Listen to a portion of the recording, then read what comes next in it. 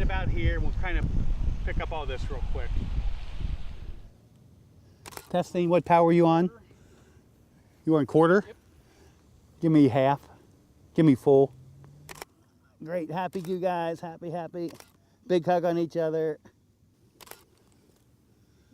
Oh, that's pretty cool. One more, Mark, and we're good.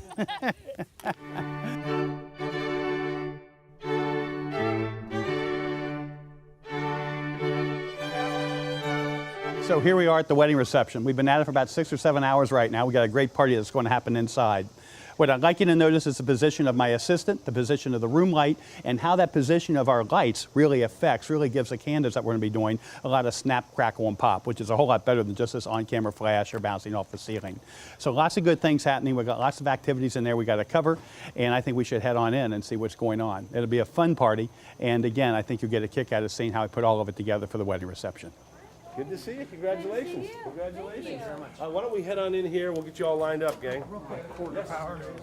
Probably 8th. Did you shoot this room good? Yeah, everybody was in it already. Next we have Miranda Thomas, escorted by Mr. Kevin Dries. Let's give them a nice round of applause. Okay, you guys, good smile, good smile. Next we have Mrs. Angela. All right, you guys. Thanks. Here we go, guys. Angela. Next we have Hey, Keith, Amy. All righty. Thanks, guys. Hey, guys. Hey, guys, Yuli. Thanks. Oh, a little happy. All right, thanks, everybody. This is a time when I like to photograph as many of the tables as we can. The goal is to photograph 100% of the tables. There's about 25 of them here, so I'll have Mark or Nicholas kind of make a grid work of each of the tables and be sure that we cover each one of them. The thing when it comes to getting the tables in the wedding album, it's great to have them because it's all of their guests on this special day in their life. The challenge is getting all the tables. They have a buffet line set up here, so the tables are a little bit tougher to grab. I'm going to cover half of the room. We'll have Nicholas cover the other half of the room, and we'll have Mark kind of keeping track to be sure that we got all the tables covered. So I'm going to head on out, watch Mark's position, watch my position, and you'll see how I get the expressions when we work the table photographs. Let's go ahead and get started. All righty. One more. Thanks, everybody. One thing I want to do is when I tell Mark I put my arm out, I want him on the outside of my arm, and that way I'm not taking this picture. Okay, here we go, folks. Looking this way. Mark. Okay, here we go, folks. All righty. One more. Thanks, everybody. I'm not using live view or anything on this, just over my head. I know how to target the people. Works great every time. Can I invite y'all to look this way for a quick photograph?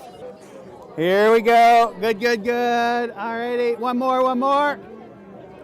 There we go. Thanks, everybody.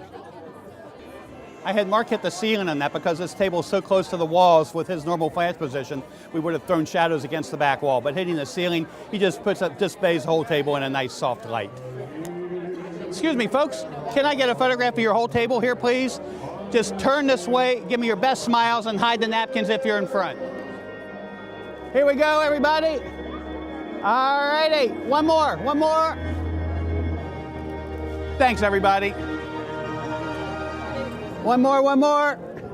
Thanks, everybody. All righty, one more. Thanks, everybody. Happy? One more. Thanks, folks. You know, the thing is, people are up, people are down. Sometimes people are getting a drink or whatever. It's tough to get all the tables complete. If there's missing 1 or 2 people, I'll go ahead and I'll just take the table, I'll keep an eye on it, and I'll come back again if it finally fills up. So we got first half of the room already covered. The other half is still out in the buffet line. So as they come back in, we'll start working the other side of the room. And probably another 20 minutes we'll have all the tables covered. And, by the way, that's a big part of the job for this evening, but we know we got them in here. They're just small in the book, but it's a nice way to remember all the guests that were part of the special day for the bride and groom. So let's check the other side of the room, see how those tables are coming together. That table right there, we photograph that table. Here we go, everybody. All righty, one more. Thanks, everybody. Everybody right here. All righty, one more. I'm going to do some quick photographs of the cake by itself. We always get the whole cake by itself, then I'll start doing what I call detail images of the cake as well. I'm actually going to be using what we call our Z-Ray, which is my dual xenon Brinkmann flashlight over here. So it's tungsten flavored. The camera's going to be set on 2800 Kelvin, and we're just going to get some nice shots of the cake right here. Of course, while we're doing this, we're also keeping our ear to the DJ because he's got toast coming up as well. So we might get through part of this, we might get through all of it, but anyway, we'll at least get a start on it. Top of the cake. Please find your seat, that'd be fantastic. Don't forget, we've got the specialty coffee. You know, hit the detail of the cake.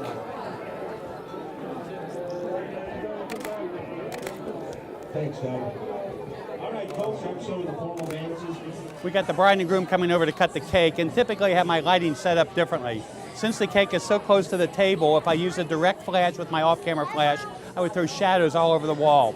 I'm going to have Mark just bounce it off the ceiling. It'll still give me somewhat of a directional light.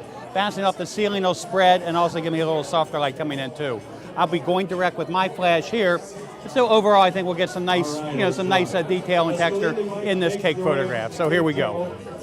Get closer, near the cake, near the cake. All right, let's do this on the count of 3, guys.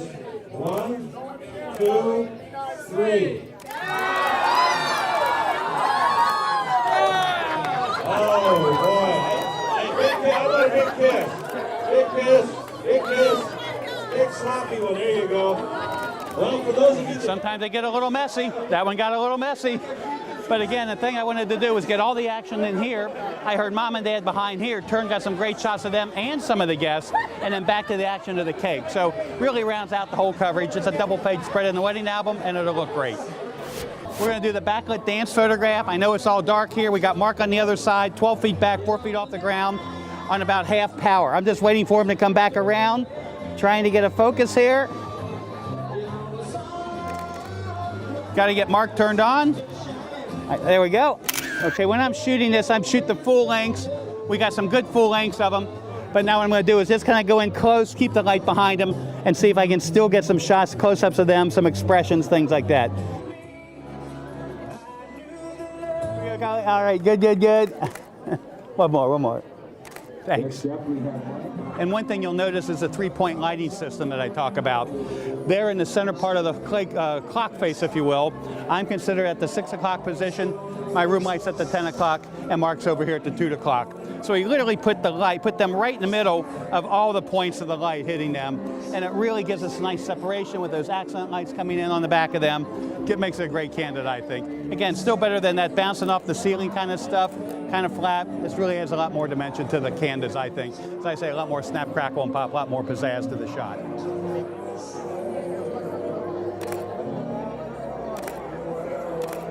Ladies and gentlemen, let's give Mike and his mother a nice round of applause. We just finished the bride and his mom dancing. I didn't get quite as many of them dancing, but we still got a lot of good ones I think that'll work in the album. You know, Dad was out there dancing and twirling his daughter, and it's just how people are different and so forth. I still think we got a nice collection of dance images though with groom and his mom and bride and her dad. They're lining up the garter and the bouquet right now. Let's go ahead and get in place with that. Again, take a look at where I've got the lights placed around the room to see how it's set up. Here we go. Oh, wow. Looking at me, hold up the bouquet. All right, single guy. All right, good. And he's got it.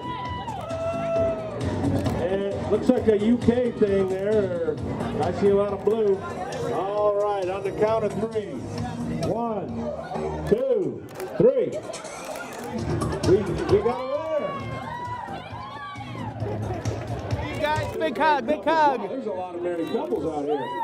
All right, you guys, big hug right here. And I want each of you All right, good. to understand these things. We just found where all the gifts are sitting, so I think we're just going to do a couple detailed shots of that right now. It's available light. I got my high ISO Canon 5D Mark II with me. Let's go in and see what it looks like. Can you grab the Z-Ray? Yeah, grab that too. Just going to do a couple close-ups. A lot of times these photographs will make some nice backgrounds when we're laying out the album or something like that. So I always want to see if it's got bride and groom's name. I'm sure you can see both of their names on the envelopes too.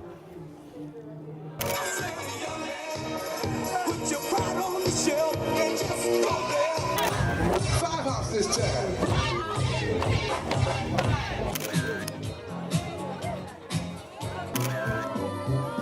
And do your right.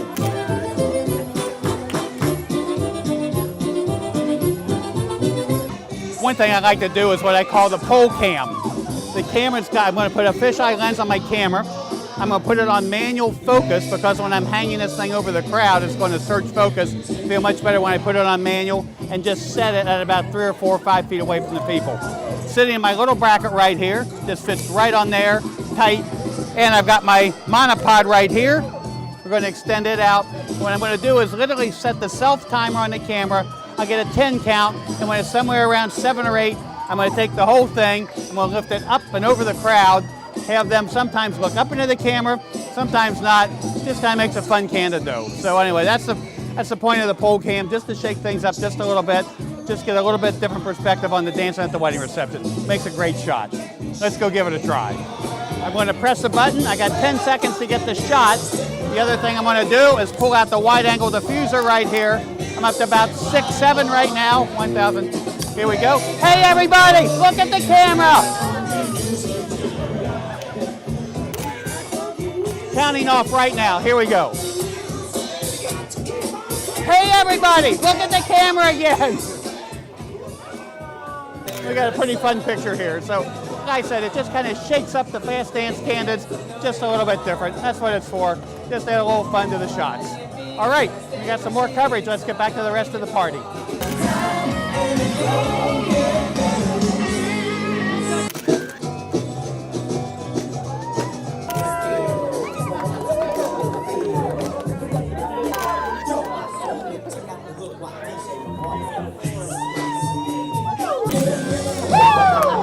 All right, for this shot, we're going to do a little painting with light. I got 4 LED flashlights, and I've rounded up 4 members of the wedding party. I'm going to have the first member make an L, and then the second member an O, then one of the bridesmaids make a V, and then make an E, and we'll have them spell out love. It's going to be, the camera's going to be on bulb exposure, which means the camera's going to be open, the shutter will be open as long as I'm holding down the shutter release. I'm going to hold down the shutter release for about 4 seconds, and I'm in a spot that isn't super duper bright behind them, because if it was very bright, then it would actually blow them out, it would actually kind of spoil them, because I really want to see them making the letters. Once we get the letters made about 3 or 4 times over each other, then I'm going to have my assistant Mark bring in the flash, and I'll tell you, I'm at like f22, so I don't have the background really blow out. Number 2, the exposure is going to be about 4, 5, 6 seconds, so that's another reason I'm f22. And then as soon as I think we got enough impressions of the letters everybody's making, I just cue Mark to say, give me the flash. He was, I think, on full power on that. Even though I'm on 1250, I could have changed the ISOs around a bit, the shutter speeds and f-stops around a bit, but it worked out just fine. So anyway, let's go ahead, give it a try, and see what happens. This one's going out, actually. We need the most sober person to do the E. Number 3. Well, that's a good idea. Make a 3. Backwards E. There you go. There you go. Full works. Okay, you guys ready? Let's test drive it. And when I say go, you guys are kind of looking at them. Don't anybody move. This is going to take about 5 to 10 seconds. Go. Mark, go.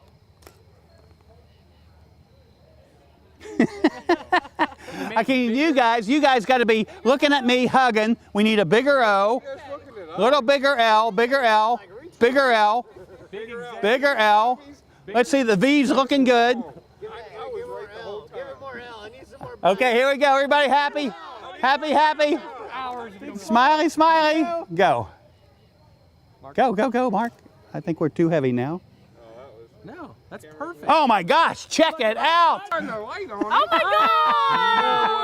That is so cool! That is very cool! Well, anyway, I think it came out great. The wedding party, the bride and the groom absolutely loved it. I think it looks very, very cool. So anyway, just kind of play. And you know, that's what wedding photography is about, is not just going out there and doing a job, but doing a job that you enjoy doing and finding other different ways to make it creative for you from weekend to weekend. And that's what makes it fun. I've been doing this a long time, but it's still a kick to go out there and photograph a wedding. And it's because of things like this. Just trying something new, see what happens. The clients loved it. I loved it. You don't think this is going to make a great photograph in their album? I think so.